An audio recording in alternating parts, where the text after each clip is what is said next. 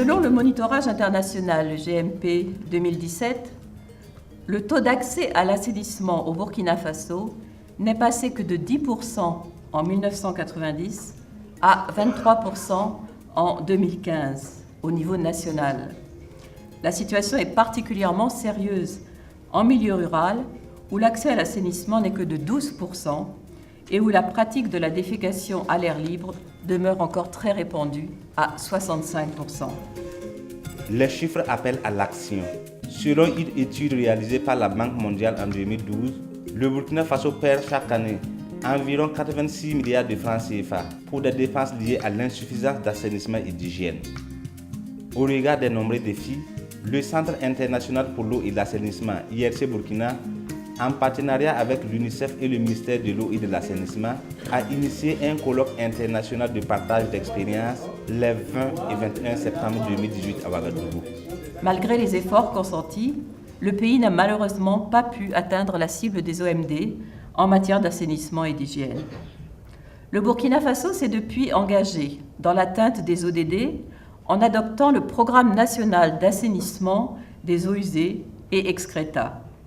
L'UNICEF Burkina Faso continue d'accompagner le gouvernement à travers une stratégie nouvelle pour le pays, basée essentiellement sur le changement de comportement au niveau des familles, amenées à construire leur propre latrine sans subvention. La notion donc de l'assainissement total portée par les communautés va être regardée, va être en quelque sorte évaluée pour pouvoir les adapter notamment à nos différentes approches, qu'elles soient au niveau national, qu'elles soient au niveau régional ou que ce soit au niveau d'une vision internationale. Le colloque de Ouagadougou permet de mettre en lumière les bonnes pratiques en matière d'assainissement pour l'atteinte de la cible 6.2 des objectifs du développement durable ODD. Il est question d'assurer d'ici à 2030 l'accès de tous, dans des conditions équitables, à des services d'assainissement et d'hygiène adéquats et de mettre fin à la défécation à l'air libre en accordant une attention particulière aux besoins des femmes, des filles et des personnes en situation de vulnérabilité. Il était quand même important qu'on puisse assurer que tout ce qui se fait, tout ce qui est engagé, permet effectivement d'atteindre cet objectif-là. L'hygiène et l'assainissement durable pour tous, je pense, c'est une quête naturelle parce qu'on parle ici de questions de dignité. On parle de pouvoir se soulager de façon propre, sans polluer l'environnement, sans présenter de risques pour notre santé. Comprendre également vos attentes. À travers un cadre de vie sain, on réussit dans un premier temps à améliorer, résoudre les questions de santé et aussi on accroît en même temps la productivité. Ça a un impact aussi sur l'éducation. De ce fait-là, ça a une importance pour le ministère de l'économie et du développement dans la mesure où ce ministère a en charge la question de l'économie, mais le développement dans son entièreté. En introduction aux travaux des panels d'experts et des sessions thématiques, le contenu des ODD a été présenté aux participants. On avait 8 OMD, 21 cibles, 60 indicateurs et on est passé à 17 ODD, 169 cibles et 232 indicateurs. L'accès à l'hygiène et à l'assainissement est une question de droits humains. Il doit être connu et porté par tous les citoyens. Le colloque a disséqué l'approche fondée sur les droits humains en insistant sur les responsabilités et les obligations de la population. Les articles 3 et 4 du Code de l'hygiène publique rendent chaque individu ou structure formelle ou informelle responsable et poursuivable. Non seulement vous êtes responsable, mais vous pouvez être poursuivi si vous n'éliminez pas les déchets conformément à la loi. En matière de droits humains, la mise en œuvre n'appartient pas à une structure ou à un homme ou à une personne, etc. La mise en œuvre appartient à tout le monde. La population a son rôle à jouer, revendiquer, être responsable. Et l'État et ses démembrements aussi, ils ont des obligations parce qu'il faut justement garantir ces droits. De paradigme et de vision, de regard par rapport à l'assainissement.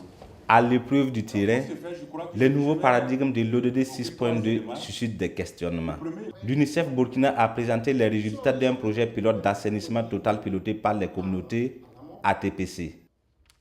Un projet mis en œuvre en partenariat avec la Direction générale de l'assainissement dans les régions de l'Est et du Centre-Ouest. Il faut désormais s'appuyer sur les acteurs locaux, c'est-à-dire les comités d'assainissement villageois et de quartier. Il faut aussi améliorer, par exemple, les réalisations des ménages. Il faut maintenant les aider à travers le marketing de l'assainissement à gravir l'échelle de l'assainissement tel que c'est dit dans l'approche. Une session thématique a été consacrée à la promotion de l'hygiène de base. Il ressort que les acteurs rencontrent d'énormes difficultés dans l'application du Code de l'hygiène publique adopté par le Burkina Faso en 2005. Pourquoi ne pas réfléchir à mettre en place ce plan d'action national d'hygiène-là, et où on aura des indicateurs de suivi? Le Conseil national d'hygiène publique, donc, qui devrait se réunir régulièrement, ne se fait plus depuis 2013. La plupart donc, des régions et des communes n'ont pas de police de l'hygiène publique. Le Bénin a présenté des mesures incitatives et novatrices en matière d'assainissement. Une initiative du conseil municipal de Parakou visant à rendre la ville propre. Il y avait des structures qui ont fermé par faute d'abonnement, parce que les gens ne payaient pas l'abonnement, ces structures ne pouvaient pas être viables. Mais avec cette décision, ces structures ont repris service. Nous avons aussi observé une augmentation du nombre de ménages ayant souscrit à ce service-là. Avec la conviction que les meilleures pratiques prennent racine dès le bas âge, une place de choix a été accordée à l'hygiène de base en milieu scolaire. Assurer l'hygiène en milieu scolaire, c'est également aider les jeunes filles à mieux gérer leur menstrues. L'UNICEF Burkina s'y est engagé depuis un moment. L'étude a révélé qu'au moins 83% des filles n'ont pas la possibilité de changer leur serviette hygiénique à l'école. 21% des filles déclarent s'absenter des salles de classe quand elles ont leur menstrues. Nous sommes en train en tout cas de faire le plaidoyer que les infrastructures d'eau, d'hygiène et d'assainissement dans les écoles puissent prendre en compte cette question de la gestion hygiénique des menstrues. Les médias sont des relais indispensables pour assurer un accès durable pour tous à l'hygiène et à l'assainissement. Présent au colloque, le réseau nigérien des journalistes pour l'eau, l'hygiène et l'assainissement a partagé avec les autres acteurs sa contribution dans la promotion de l'hygiène menstruelle. Aujourd'hui, il y a 800 millions de femmes dans le monde qui sont immobilisées chaque matin parce qu'à l'école, il n'y a pas de la tenue adaptée à leur situation. Parce qu'au marché, il n'y en a pas. On a sensibilisé des millions de personnes au Niger. On a réussi à amener l'État, à amener le gouvernement, l'Assemblée, à budgétiser les activités des questions d'hygiène menstruelle dans le budget national. Mais qui va poursuivre parce qu'il y a les autres qui doivent... Parlant du rôle des médias, certains organes burkinabés accompagnent la mission Faso Eau pour la promotion de l'hygiène et l'assainissement dans la région de la boucle du Mohon. La RTB mettra en contribution 3 organes, à savoir la radio nationale, la radio rurale et la télévision, pour réaliser des émissions pour informer, sensibiliser et conscientiser. Le secrétaire général de l'ONU a noté que environ 17% de tous les décès sur les lieux de travail sont dus à des maladies que ces personnes ont dû contracter sur ces mêmes lieux de travail. Dans cette quête de l'assainissement pour tous, le visage que présentent certaines toilettes de l'administration publique burkinabé n'honore pas. Mal tenues ou inadaptées par endroits, ces toilettes repoussent très souvent au lieu d'accueillir des personnes dans le besoin. Au niveau du Burkina, il n'y a pas de texte normatif qui réglemente les toilettes. Nous passons plus de 2/3 de notre temps dans les services et que nous savons aussi qu'il est également difficile de passer toute une journée sans avoir envie de se soulager. À Ouaga, vous verrez partout interdiction d'uriner. Mais vous verrez rarement autorisation d'uriner. Et pourtant, il faut bien uriner. C'est bien de construire une latrine, c'est bien de construire des toilettes publiques, mais c'est encore mieux de les entretenir. Le secteur de l'assainissement offre d'énormes opportunités économiques aux opérateurs privés. Le colloque de Ouagadougou a permis de découvrir les investissements possibles dans la filière. Entre 2007 et 2016, on a réalisé en milieu urbain 140 000 latrines et 200 000 puisards. Ça a permis de redistribuer à peu près 15 milliards de francs CFA aux opérateurs privés qui sont intervenus uniquement sur cette chaîne-là. Et on parle maintenant d'une approche service. Et donc par rapport à ça, on ne doit plus voir un peu les produits de l'assainissement comme des déchets, c'est de la ressource. le privé en le rassurant qu'effectivement, s'il vient sur ce maillon-là, il injecte de l'argent, il pourra, quelques années après, avoir un retour sur investissement et en faire un business. Il n'a besoin que d'être rassuré. Malgré les multiples opportunités du secteur, les chiffres relatifs à l'assainissement des eaux usées et excréta au Burkina Faso sont en deçà des attentes.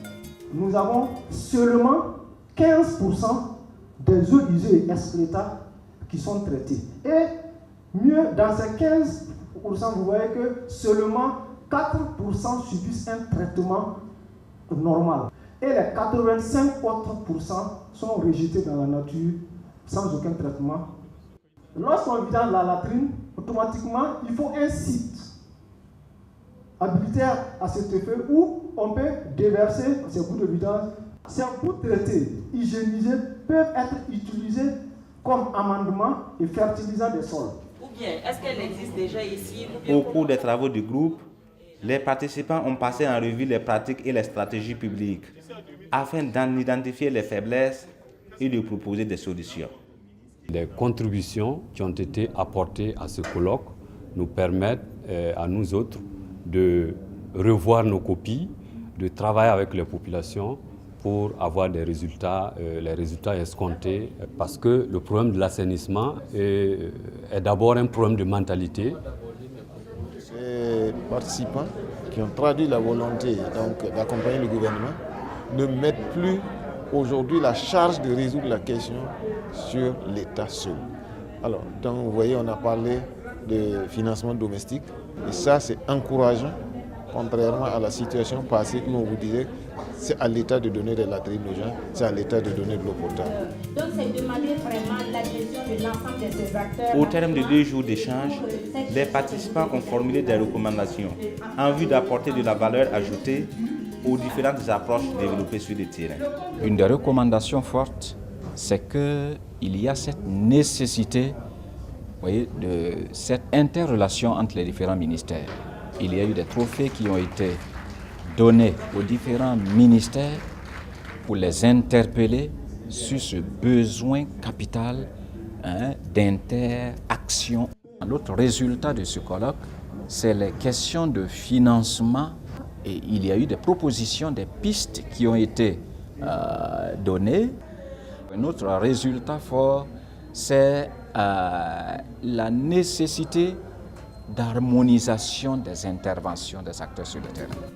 Le colloque international de Ouagadougou a été riche en enseignements de par la qualité des débats. Convaincus de leur engagement et de leur détermination, les acteurs sont prêts à relever le défi de l'accès durable à l'hygiène et à l'assainissement pour tous. Stratégie optimale de gestion de l'hygiène et de l'assainissement dans les institutions publiques et privées comme l'école.